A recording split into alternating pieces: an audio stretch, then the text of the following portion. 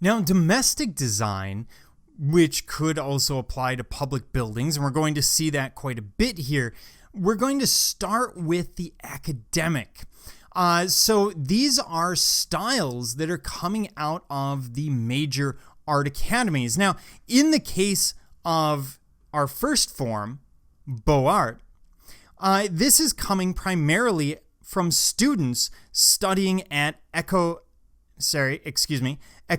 des Beaux-Arts, which is a major school in Paris.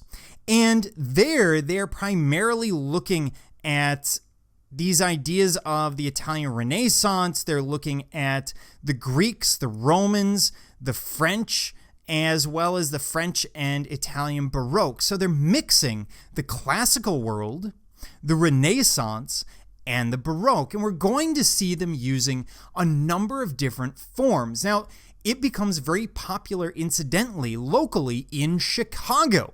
This is because of the 1893 World's Columbian Exhibition, where they're building all of these buildings for the express purpose of this exhibition. They're going to use the most recent style, which in this case is going to be Beaux Art. And this will influence a lot of what we see again in Chicago. The use of relief carving, of course, is going to be very, very common, something that we've seen from the Romans, we've seen it from the Renaissance, and we've seen it from the Baroque and the Neoclassical.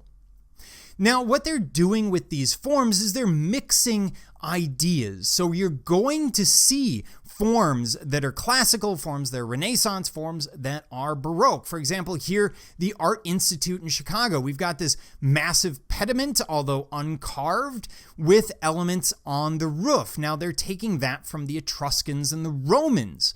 The front, we have the Roman arch, but then we have these columns running through, and then a facade that is very Renaissance. The use of cut stone, in this case using concrete and mimicking the idea of stone, or at least giving it that general sense. And then we see the use of, for example, swag and foliage as a decorative element. Now, with Beaux Art, they will decorate the surface. For example, there are relief carvings, but they will leave large open spaces. It gives the building a sense of power and monumentality. It makes you feel small as you walk in, which increases your awe and wonder as you move forward. Here we see another example. They're borrowing again that round form from the Pantheon. And in this case, this is from the Elks, and we have a frieze, but the frieze is actually low down, running around the base of the temple, something we wouldn't see in the ancient world. And then we see the use of metopes, these broken images across the top, of course, coming from the Greeks, and the Romans aren't using that often. And then we have the addition of what appear to be basically a Tuscan column. Add that to the arches and everything else, you're getting the sense that Beaux Art is combining a lot of different ideas. The brick stonework, especially with this heavy lining in between the stones, is very Beaux Art, very Renaissance. At least that's where they're getting it. And then the gate is decorated in a very Baroque, sort of over-the-top style. We see a lot of examples of this throughout Chicago. Here is the Chicago Museum of Science and Industry. And again, we have the mix of the Roman/Etruscan, the Greek with the classical Caryatids. They might have gotten that in part from the Neoclassical, but these examples are almost perfect copies for the ones at the Erechtheion on the Acropolis. We have Greek Ionic columns, but you'll notice it's all monumental, all massive. And of course, in Paris, we see the same thing at the Palais Grand, which is, or the Grand Palais, which is basically a massive convention center, borrowing from the Greeks and the Romans. Even the interior is doing that. They're using the Roman barrel vault and the Roman dome throughout the structure, although they're using steel and iron to construct it. And on the outside, again, you see those classical influences with clearly Baroque and Renaissance sculpture, something in this massive scale that we wouldn't have seen in the classical world, at least not in this form, not with this sense of movement and development that we see here. In fact, this one is very similar to the altar of Pergamon, or altar of Zeus at Pergamon, that we see from the Greek Hellenistic world. Now, of course, we see this in residential settings as well, although it's really the wealthiest that are using the Beaux Arts form. The reason is it requires that sense of size and monumentality to mix these forms and really make it make sense. So here again, the use of the columns, the use of the relief carving. We see the arched pediment over the door. We see the use of both a round and rectilinear porch. All ideas that they're taking from these different periods, the Classical, the Renaissance, and the Baroque. And in terms of homes, just in general, again, mixing forms, drawing these ideas in, trying to create something new, and always using modern techniques and modern materials to do so, which makes their lives far easier. Interiors tend to be large and spacious.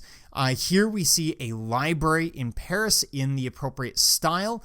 A series of domes are held up by these very narrow columns. You can tell those are steel columns. Of course, if they were stone, they'd be far larger. And yet they have that ornate use of busts at the top of the column, something that you would see primarily from the Renaissance. You wouldn't see that from the Romans. So a lot of details and additions added from these different characteristic periods. But I should also point out the use of outdoor imagery where there can't be windows. We see this depiction of trees. That's a very Art Nouveau and arts and crafts idea. When we move into these large public interiors, they are taking a look at everything. So something large and echoey like this hall. Of course, it's all stone and it looks like it would be really difficult to hold a conversation, especially when there are thousands of people moving in for a show. But if you look around the edges, there are lots of little niches that allow for people to duck in and have their side conversations without interrupting everyone else. So there's a lot of thought to that. They're also altering things for initially gas, but eventually electricity. All of these fixtures that, of course, wouldn't be there in a classical form. So this also brings up another form that we see, which is the Italian Renaissance revival. And this is going to happen a lot in the United States. In the US, Beaux Arts isn't quite as popular in homes as the Italian Renaissance revival. And we're going to see this from 1890 to 1935. And the period benefits from first-hand familiarity with the original models. Basically, documentation has gotten so good at this point that they can almost copy exactly what had been there. In terms of characteristics, we generally see, for example, low-pitched, hipped roofs with clay tiles. We see wide roof overhangs with supporting brackets.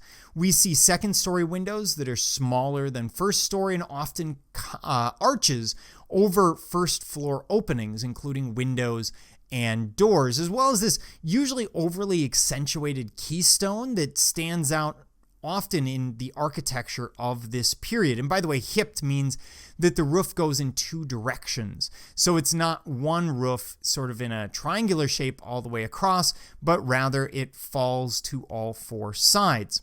So that being said, one of the best examples of this is called the Breakers. It's on the East Coast, and this was a private residence built in more or less this Renaissance revival form. Now remember, we see a lot of hybridization in this period, so you will see elements that are not necessarily Renaissance revival, but we do see a fairly shallow hipped roof.